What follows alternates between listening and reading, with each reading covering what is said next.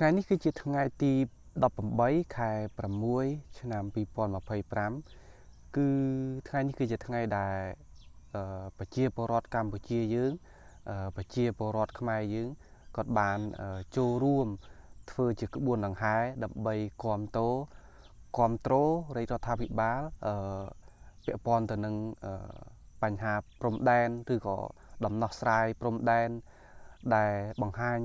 អំពីចំហប្រជាពលរដ្ឋទូទាំងប្រទេសចូលរួមឬក៏គាំទ្រទៅលើរដ្ឋាភិបាលដើម្បីឲ្យគាត់ដោះស្រាយបញ្ហាព្រំដែនក៏ដូចជាលើកទឹកចិត្តដល់បងយោធា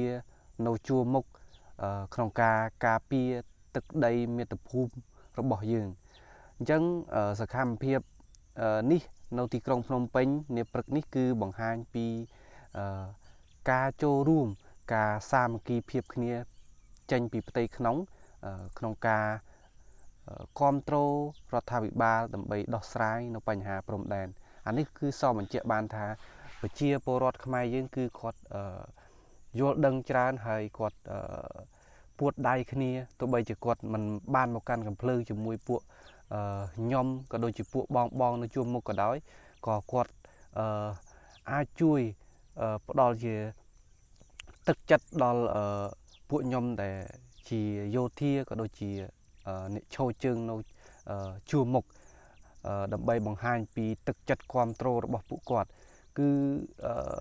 ពួកយើងអត់មានអីទេមានពាក្យថាអរគុណហើយសប្បាយចិត្តខ្លាំងមែនទែននៅពេលដែលឃើញមានទង្វើល្អទាំងនេះផុសចេញឡើងនៅក្នុងទីក្រុងភ្នំពេញដើម្បីជាចលករមួយ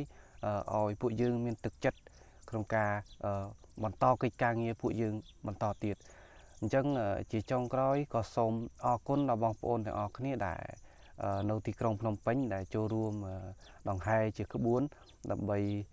លើកទឹកចិត្តដល់